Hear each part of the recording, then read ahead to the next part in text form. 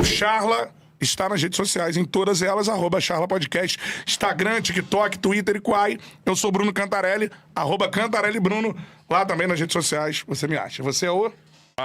@OBetoJúnior _, com artigo mesmo. O Beto Júnior. OBetoJúnior _, enquanto a gente não consegue aí dar uma carteirada no Instagram e meter um Betão oficial. Porque já tinha Betão lá quando eu cheguei, né? Então é OBetoJúnior _. E aí pode seguir, eu sigo de volta, a gente resenha. Agora, Caio, daqui a pouco eu vou perguntar opiniões suas sobre futebol brasileiro e tudo mais, mas aí eu queria voltar dois aspectos. O primeiro em relação à sua formação. Sabe como é que é o nosso país e tal. Conversou com o Felipe Luiz também. O Felipe Luiz falou uma parada muito legal do... Boa entrevista, parabéns. Foi um sonho, né, pra gente ali. E ele falou da relação dele com o Gerson, cara. Aquilo me chamou muita atenção. Eles serem pessoas criadas de formas antagônicas. O Gerson, numa comunidade, ele falou, cara, eu tinha minha casa, eu tinha minha piscina... a estrutura de educação. Então, já entrando por aí na sua relação com o Romário, né, mano? O Jacarezinho, você de São Paulo. Você é do social de São Paulo e tal. E, mano, ele gostava de você, assim, óbvio, em campo, mas se percebia na época do Flamengo que ele tinha um carinho pelo seu futebol, por você e tudo mais. Afinidade por Era você. assim, não? Era. E foi o jogador mais fantástico que eu joguei em toda a minha carreira. Ele era um craque. Pelo amor de Deus. Romário, se qualquer jogador precisa de 3, 4 bolas pra fazer gol, você dava uma e ele resolvia.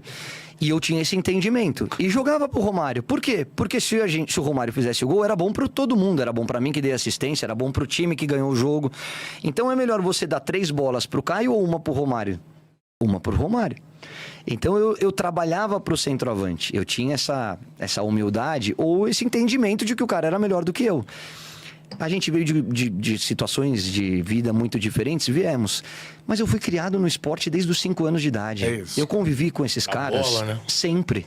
Mas que o Romário seja difícil. Temperamento... Você sabe onde mudou nossa relação? Então, conta aí. Eu cheguei no Flamengo na metade do primeiro turno, fim do primeiro turno do Campeonato Carioca de 98. O Vasco ganha aquele ano, campeonato diferente lá, acabou a luz, não acabou o campeonato, mas enfim. Era um dos caixões. Só que eu faço uma ótima dupla de ataque com o Romário. E a gente, nesse período que tivemos juntos, o Romário faz gol pra caramba.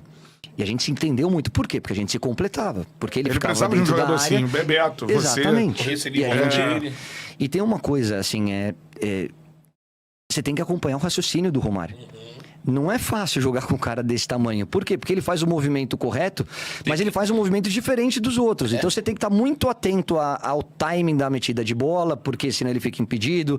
Tem jogador que gosta de receber no pé, tem jogador que gosta de receber no fundo, tem cara que faz o movimento na primeira trave, tem cara que volta pra trás. E o Romário tinha tudo. E quando você tem esse leque de alternativas, cara, você tem que acompanhar o raciocínio dele. Mas a gente tinha uma relação muito boa dentro de campo e não tinha fora. Não, né? Não, porque as vidas são não, opostas. porque ele era um cara... era o meu ídolo, cara. Ele era o ídolo de toda a nossa geração. Então eu sentia até medo de falar com o cara. É um distanciamento. E aí tem um jogo, o Romário é cortado na Copa de 98.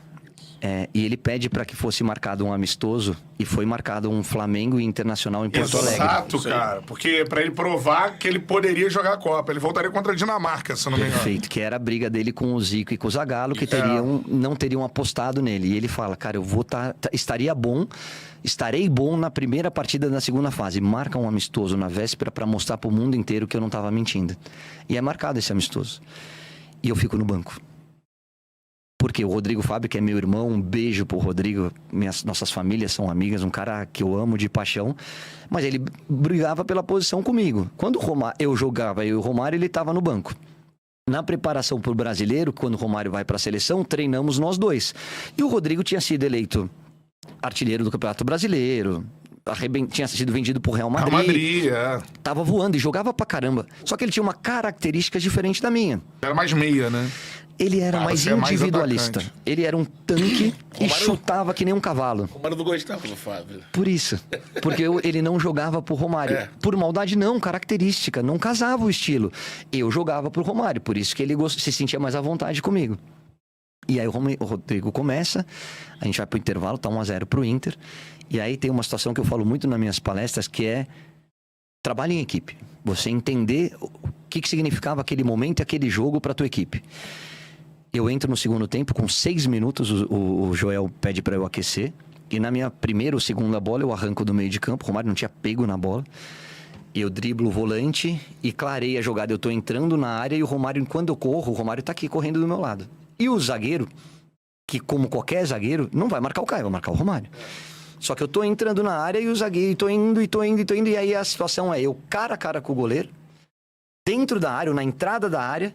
Na hora que eu ameaço bater, o zagueiro sai do Romário para dar o carrinho, o goleiro adianta para fechar o ângulo do chute, e enquanto 90% dos jogadores bateriam aquela bola no gol, eu ameaço e rolo pro Romário. O gol tá vazio, ele empata, o jogo acaba 1-1, jogo que foi marcado pro Romário dar uma resposta pra CBF, e ele vai na imprensa e fala: eu disse que eu estaria bom no primeiro jogo da segunda fase. Caraca, isso foi, né? A gente vai passando, isso foi verdade no mesmo. Vestiário ele não agradece e não fala nada. Eu falei, e todo mundo, pô, jogou pra caramba. E não era um jogo que, assim, se eu faço gol, sabe o que aconteceria? Nada. Não ia sair em nenhum lugar, não ia sair no Jornal Nacional, ia ser uma notícia de rodapé ali. Flamengo faz um amistoso de preparação e empata 1-1. Na hora que o Romário faz o gol, vira matéria do Jornal Nacional. Poderia jogar. Por quê? Porque a resposta que ele queria dar pra CBF. E todo mundo, eu feliz pra caramba, tal. E aí a gente desembarca no Rio de Janeiro. E aí o Romário não tinha falado nada, né? E, pô, você tá esperando um abraço do teu ídolo. E aí ele vira e fala: aí, moleque, tu é casado? Eu falei, não. Tu namora? Eu falei, namoro, mas ela tá em São Paulo e tal. Ela tá aí? Eu falei, não. Hoje tu é meu convidado. Preciso retribuir o gol que você me deu hoje. E a partir desse... Aí a gente vai jantar junto, eu vou omitir algumas informações do pós-jantar, né? Não vale a pena lembrar. Foi jantar com o Romário. Mas foi a primeira saída que eu tive com o Romário fora de campo. E aí a gente passou a ter uma amizade que dura até hoje, diferente da relação profissional. E isso ajudou muito dentro de campo. Sim, e aí eu fiz uma das grandes duplas, talvez a maior dupla de ataque que eu tenha feito na minha carreira. Pô, que história espetacular, sensacional. E a gente não... não. Bastidores eu te conto o resto. Pô, quero saber. Romário gostava de ir pro hip hop, Samarra. Baladinho de hip hop. Já Rulho no Rio. Como aquele negócio do passinho aqui. Até hoje ele manda. Até hoje, de senador. Café do Gol. Café do Gol. Eu comemorei o aniversário do Café do Gol. A gente não se encontrou lá? Pô, eu acho que sim, mas a gente ganhava, a gente ia pra lá.